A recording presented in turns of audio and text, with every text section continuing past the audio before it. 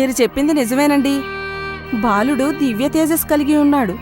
బాబాబు, నీకోసం ఇవి చేసి తీసుకొచ్చాను. ఆకలితో ఎంతకాలం ఇలా ఉంటావు?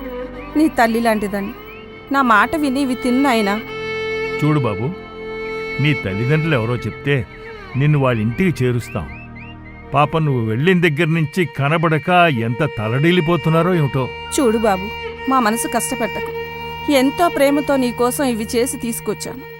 నువ్వు తింటే మాకు తృప్తిగా ఉంటుంది. ఇవి తీసుకోనాయనా.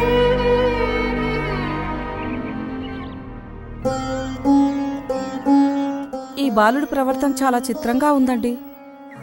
ఇప్పుడు ఏం చేద్దామండి? ఈ విషయంలో కాలమే సమాధానం చెప్పాలి. ఏం చేస్తాం?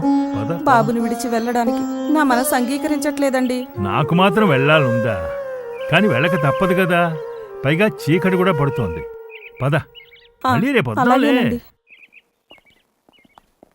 జై బోలో ఖండోబా మహారాజ్ కి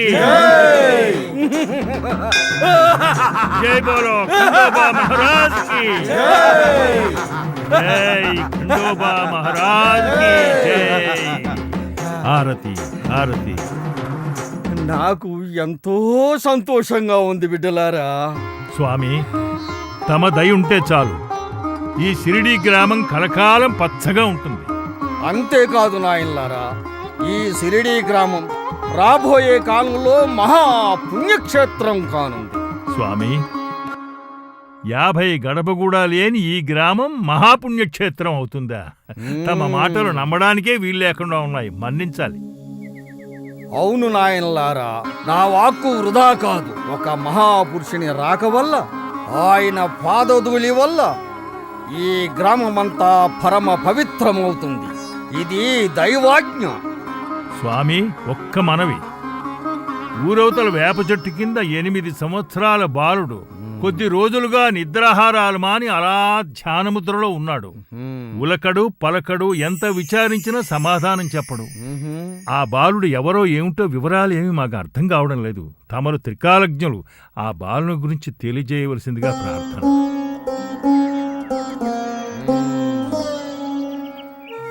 నా వెంట రండి నాయనలారా. జై ఖండోబా మహారాజ్ కి జై. జై బోలో ఖండోబా మహారాజ్ కి.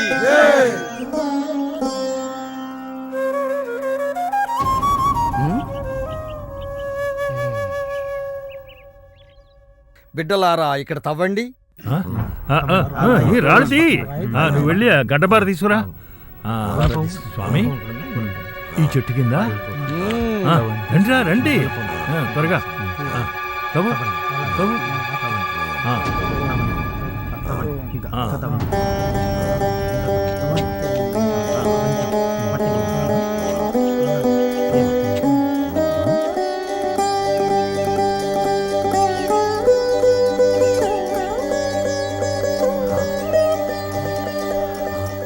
ఆశ్చర్యం, అక్కడ జ్యోతులు వెలుగుతున్నాయి.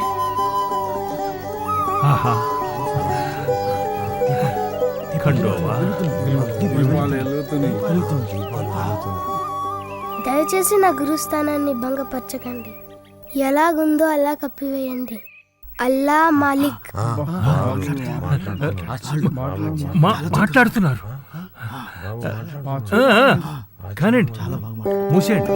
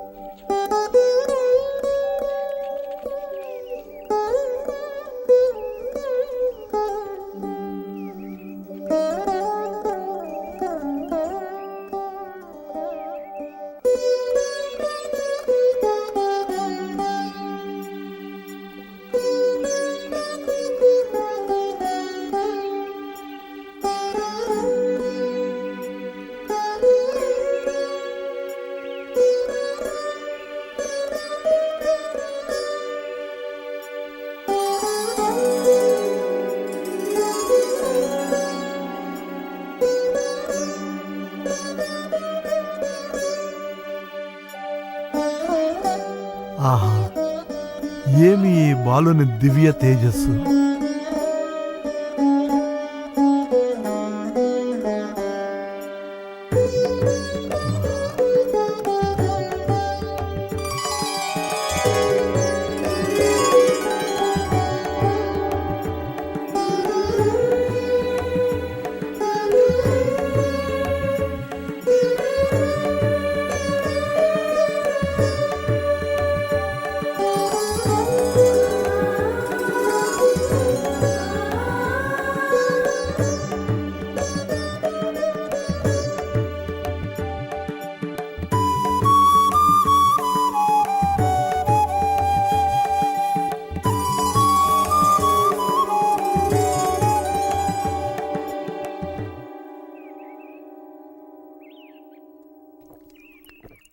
రామోజీ గారు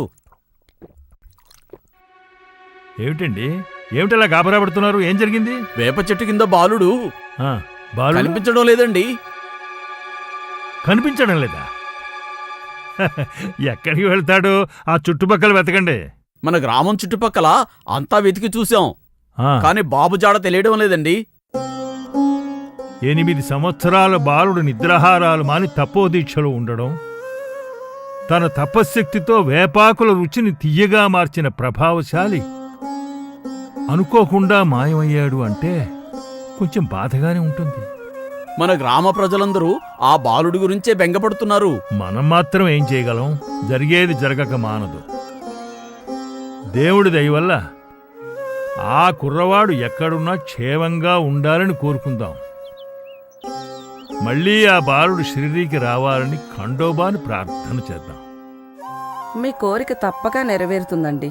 ఇక్కడున్నన్నాళ్ళు ప్రతిరోజు ఆ బాలుని చూడకుండా ఉండలేదు. ఆ బాలుడు తప్పక వస్తాడు. మీరు ధైర్యంగా ఉండండి.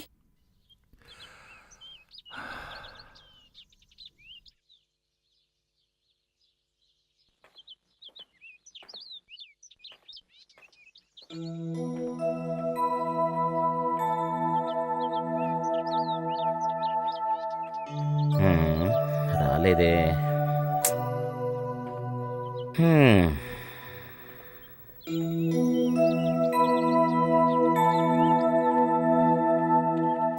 వాలేకుం సలాం. వాలేకుం సలాం వాలేకుం. సలాం వాలేకుం. బిజిలీ జాడ ఏమైనా తెలిసిందా?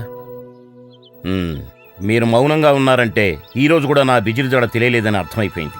ఒరే, నా బిజిలిని నా ప్రాణం కంటే మిన్నగా ప్రేమించి పెంచానురా. అది లేకుండా నేను బ్రతకలేనురా. వెళ్ళండి, అన్ని చోట్ల వెతకండి. ఎలాగైనా నా బిజిలిని నాకు తీసుకురండిరా. ఏమండి? చెప్పు బేగం. మీకు చెప్పేటంత దాన్ని కాకపోయినా నాదో చిన్న విన్నపం. మీరు నిద్రాహారాలు మానేసి విచారంగా ఉండటం నాకు చాలా బాధ కలిగిస్తుందండి. చూడు బేగం, బిజిలీని అల్లారు ముద్దుగా సొంత బిడ్డలా పెంచాను. 2 నెలలైంది. ఇంతవరకు నా బిజిలీ జాడ తెలియలేదు. అది లేకుండా నేను బ్రతకలేను బేగం. చాలా దిగులుగా ఉంది. ఆ అల్లా దయవల్ల మనకంతా మంచే జరుగుతుందండి. మన బిజిలీ తప్పకుండా దొరుకుతుంది. మన బిజిలీ కోసం ఈ పనివాళ్ల మీద ఆధారపడకుండా మీరే స్వయంగా వెతికితే ప్రయోజనకరంగా ఉంటుందేమోనండి. మంచి సలహా చెప్పావు బేగం. నువ్వు చెప్పింది కూడా నిజమే. నేనే వెళ్ళి స్వయంగా వెతుకుతాను. వెళ్ళి రేపటి ప్రయాణానికి ఏర్పాట్లు చూడు. సలాం వాలేకుం పకీర్. వాలేకుం సలాం. గుర్రం కోసం తిరిగి తిరిగి అలసిపోయావా చాంబాయ్? నా పేరు మీకెలా? నాకు నీ పేరు తెలుసు, నీ గుర్రం బిజిలీ ఎక్కడుందో తెలుసు. చెప్పండి పకీర్, నా గుర్రం ఎక్కడుందో చెప్పండి పకీర్.